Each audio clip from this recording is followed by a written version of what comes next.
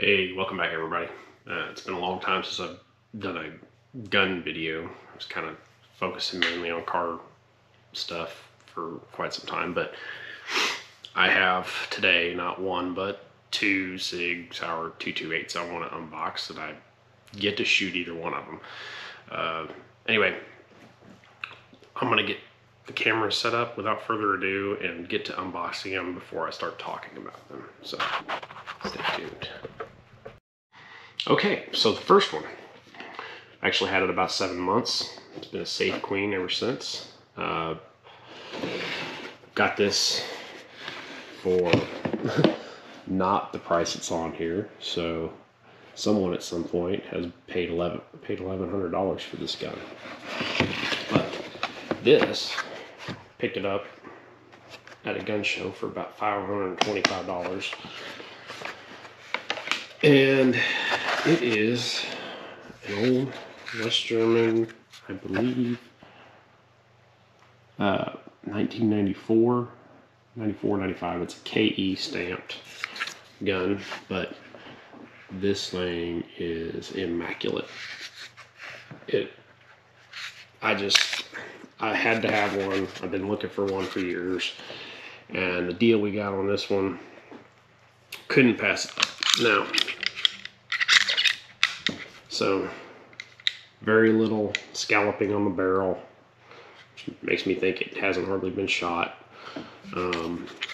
Very tight fit, and honestly, I wanted a 228 to carry because I love carrying SIGs, but I was looking for a little bit shorter grip versus the 226, and I do kind of like carrying shorter slide and barrel guns, not because it's easier to conceal. I actually would still, if I carried this, I would still carry it in a 226 holster, but because they just move and track better. Anyway, so get this gun home after we bought it, started inspecting it, and I was like, I can't carry this gun. This thing's in way too good a condition. So this gun immediately was relegated to being a collecting piece, safe queen, whatever you want to call it. I've only taken it apart to make sure that the rails were not, like this thing hasn't been refinished and the anodite, the rails are not shot, but it's pretty tight fit, so I doubt that. Actually, I will leave it out for now, because I'm actually gonna just put it in the safe and then move on to the next one. But the point being, I continued my search for another one. So here we go. This weekend, picked this gun up. So it's a Sig 228R, made in 2009. They made a run of these for about a year or two. Only made about 1,000 of them. The seller actually had two. He had another earlier 228 and then this one. So I was already leaning towards the 228R because I like the idea of being able to have a rail for it.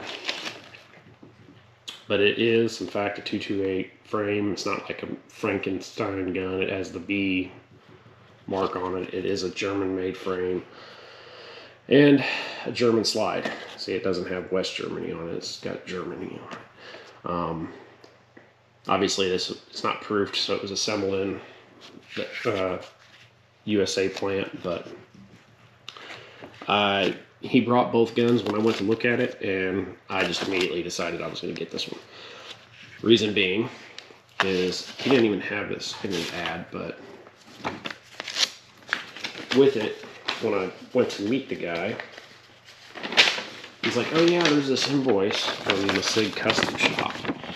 So it also happens to have the original owner's name on it, but in 2009, they had a short reset trigger, an action enhancement package done. They apparently had the TFO front sight installed and the slide nitro finished, which, yes, this slide is nitron finished. That is a downside to the old West German slides, is the bluing wears off really fast and they are prone to rust. So the nitron finish was like, yeah, this thing is more carryable. It does, I did verify, it does have a short reset trigger. So that's cool. Something I would have probably ended up doing anyway. The only thing I don't like about the gun is it has the short reach trigger. I've never been a fan of these. I tend to find that they pinch my finger right here between the trigger and the frame because I have larger fingers. That's because I have larger fingers. I'd rather have the longer style triggers. So I will either be getting a Gray Guns trigger for it, or I will be just getting a regular reach trigger. It doesn't have a TFO front sight like the thing said. It just has regular Sig lights. These are actually starting to dim, so I may go ahead and have the get some of the old Stabenhagen sights, whatever, I can't never pronounce that word, but the original Sig sights. To me, they're the best sight picture of any gun I've ever owned. It's the fastest to pick up. And because of the pointability of the Sigs, it's just so fast to get on target. But it did come with 2 more 13 round mags, which I'll be putting those up. Also came with all the little parts. It had another set of Sig Light night sights in here, and the old hammer and sear. Or not hammer and sear, but the sear and safety lever. So that's pretty cool. Not that I'll ever put those back on, but let's go ahead and get this box out of the way. There's some things I wanted to talk about. So, as I said, the slide's been nitroned, which for collectability's sake isn't good, and someone will say, well, they only made like 1,000 of these, why would you carry it? Well, because I can. But recently, after buying this other 228 back in March, I started carrying one of my 226s again to get used to carrying a Sig again, because one of the problems I've always had when I carry other guns and then switch to a Sig is I end up riding the slide release and never get slide lock on the last round. So I've started carrying this and shooting this 226 and shooting it more. And this gun I picked up about 2 years ago. This one in particular, it was in really good shape, but to kind of showcase how quickly the finish on these West German ones wears, it's already been wearing quite a bit. In fact, this spot, I'm actually going to clean this today because it was starting to rust, I noticed. So, just for me carrying it. And I haven't done anything crazy with it. As opposed to, this other Sig that I had for years is it's a German framed Sig. It's dirty, I'm going to clean it as well. But the slide is the stainless nitron slide, and yes, there are some wear marks, but it, while the finish may not look great, it doesn't rust. So I do appreciate the nitron. I believe that they came up with that for the stainless slide Navy SEAL guns because I don't know that for sure, but the Navy SEALs apparently had a bad problem with the slides rusting. So, with all that being said, let's move the nice one out the way.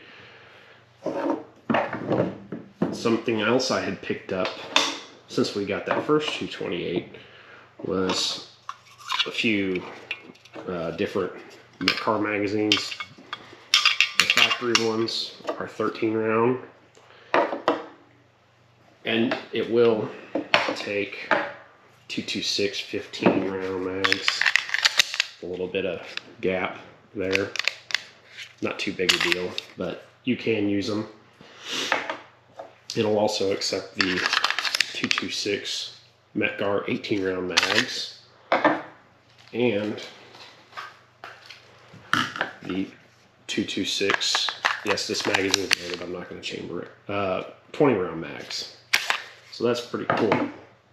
But these Metcar 15 round mags fit just the same as the factory 13s, and they, you know, work just as good. I've actually found that the Metgar magazines on the Berettas and the Sigs actually seem to go in the gun a lot faster. This is a 18 round mag for the 228, which, again, you know, this will probably be my spare mag for this gun.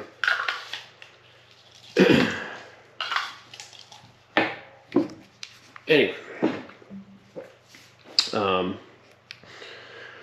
one cool thing about these that I really enjoy, like I said, I don't really care for this short reach trigger. It's usable, but it just doesn't feel as good in my hand. However, the trigger on this one you can tell it's been worked up because it is much smoother than this gun, which has barely been shot. You can feel the grittiness in this one. This one kind of feels like one of the ones I've shot a ton or worked over on. So anyway, just a quick unboxing and review.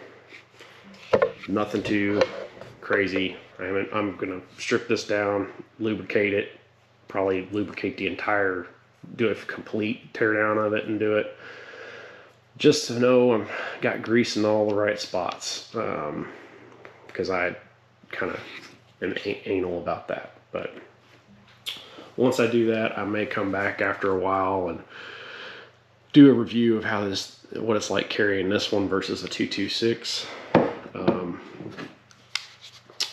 You can immediately tell the difference in weight up front between a 226 and a 228. I just immediately just picking it up. This is lighter, so that's cool. But I don't know how that'll affect recoil. In fact, I may do a video comparing recoil of the two. So until then, I'm gonna get to work on this, and so I can get you some data when I come back. So until next time, as always, I'll be back.